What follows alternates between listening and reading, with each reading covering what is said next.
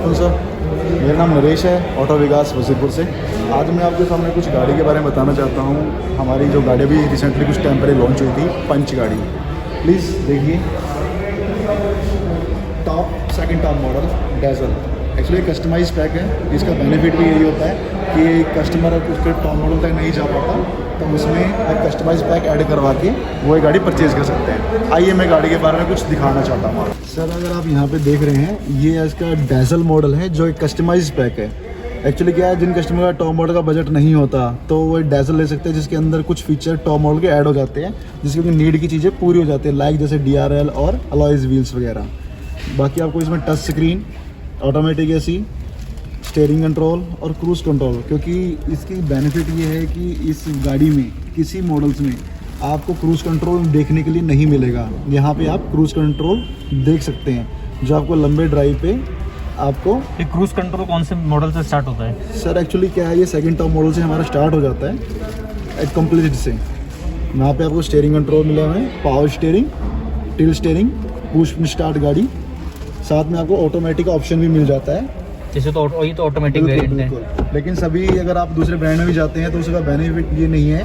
दूसरे ब्रांड्स में क्या होता है कि जो ऑटोमेटिक है सिर्फ टॉप में या बेसिक में देते हैं, लेकिन इसके सेकंड मॉडल से ही सभी मॉडल्स में ऑटोमेटिक स्टार्ट हो जाता है आपका।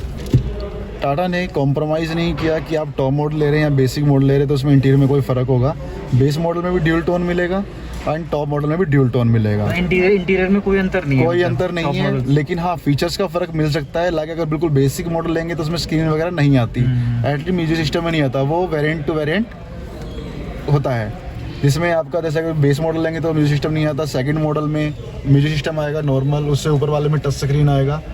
आप जो देख रहे हैं यहाँ पे, जहाँ पे आपकी ये टच स्क्रीन होगी 7 इंचेस, इसके कंट्रोल्स आपको स्टीयरिंग पे मिलेंगे। यहाँ पे ऑटोमेटिक AC आ जाएगा, चार्जिंग आ जाएगा फास्ट, ऑटो का ऑप्शन है जिसमें आप मैनुअल भी चला सकते हैं।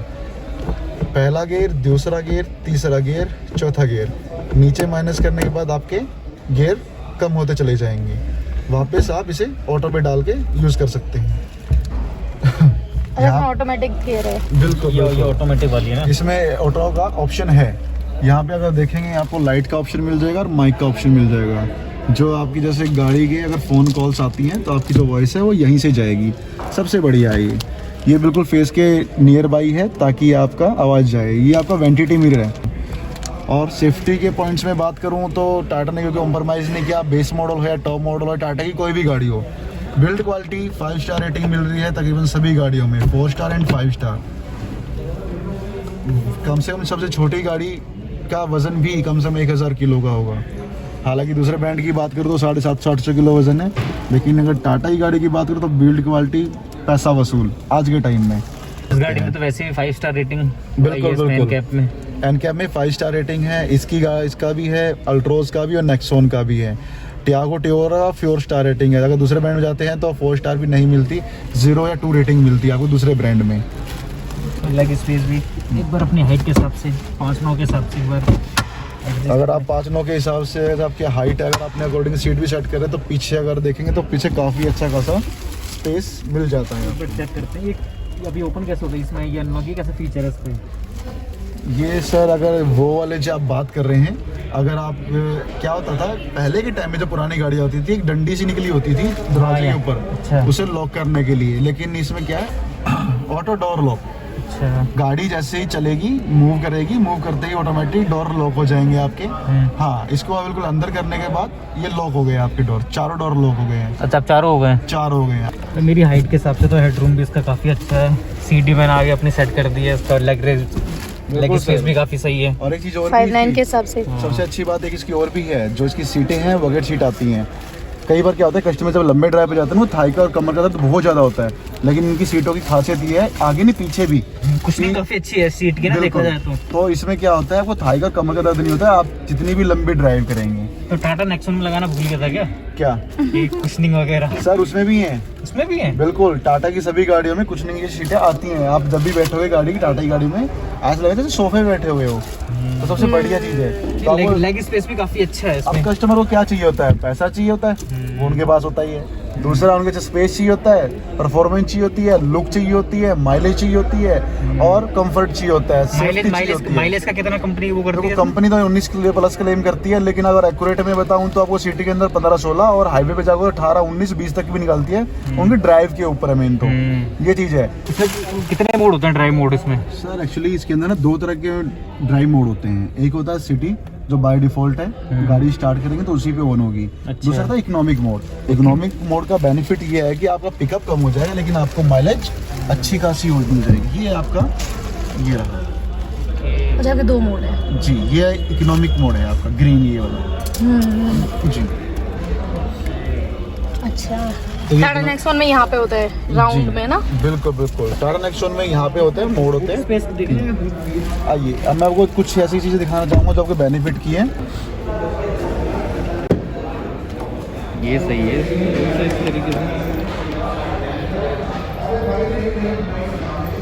अब यहाँ पे आप देख रहे हैं तकरीबन आप ये कहेंगे कि यहाँ पे पकड़ने के लिए कुछ नहीं है, लेकिन टाटा ने सबसे अच्छी चीज़ की है कि इसका जो बाहर में बटन नहीं है। कई बार जैसे चोर वगैरह होते हैं, चोरी करते हैं, लेकिन उनको नहीं पता लगता कि अगर कोई चीज़ खोलने के लिए नहीं होगा तो यहाँ पे इसके बटन दिए गए हैं।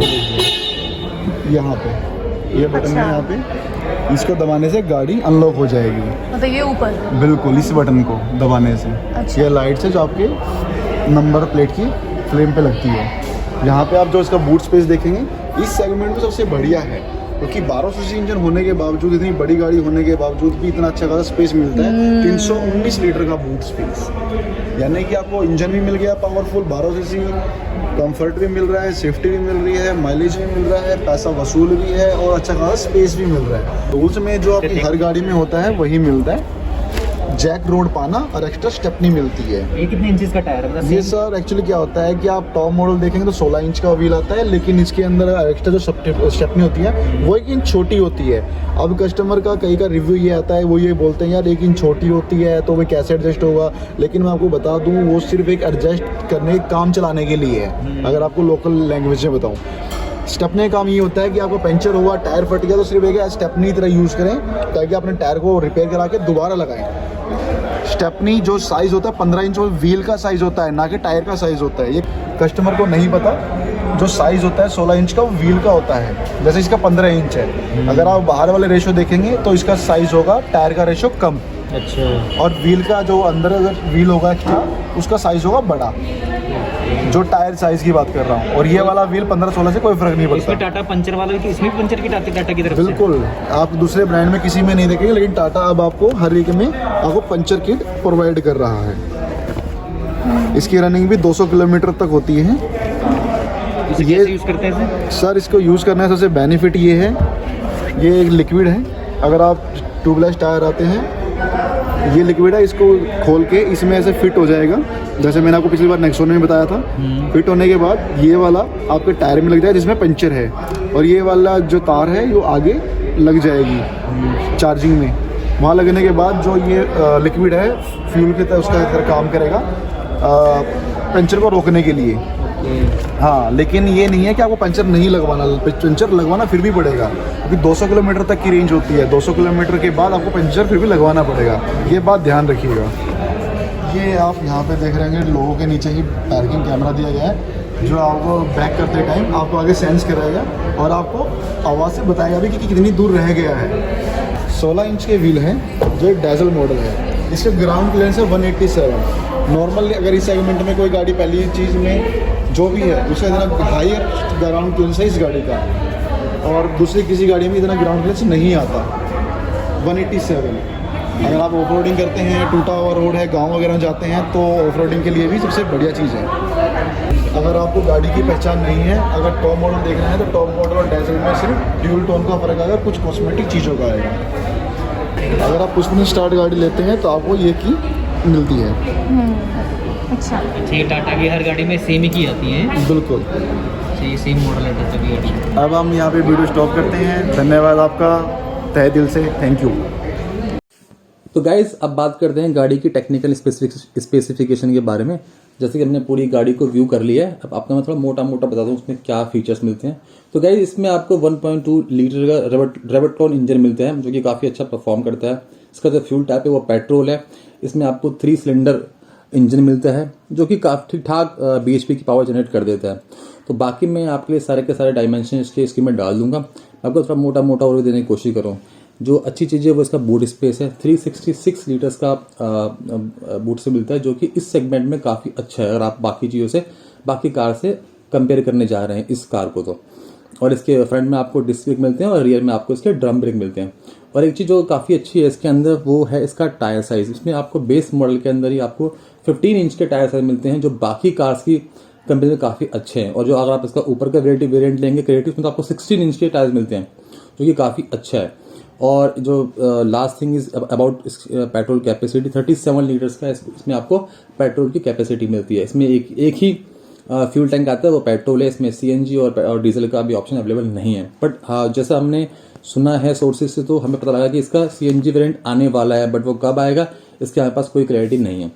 अब एक चीज़ मैं आपको बता दूं, अगर आप हमारे ऑप्शन के अकॉर्डिंग जाएंगे तो इसका प्योर और जो इसका एडवेंचर मॉडल है उसमें ऑलमोस्ट 1 लाख का गैप है। तो हमारे according the value for money option is pure variant. अगर कोई बंदा प्योर वेरिएंट लेता है तो वो बेस्ट ऑप्शन रहेगा उसके लिए, क्योंकि आप इजीली उसमें 20 to 25,000 अमाउंट लगा के उसको अच्छा खासा एक डिसेंट सा लुक देते हैं, मतलब स्टूडियो से बाहर से लगा के। तो value for money model is pure variant. Basically इसके 4 वेरिएंट होते हैं, प्योर, एडवेंचर, अकम्प्लिश्ड, क्रिएटिव। उन मॉडल्स की पूरी डिटेल्स डिस्क्रिप्शन आपको वीडियो के अंत में दिख जाएगी अपने हमारी स्क्रीन पर।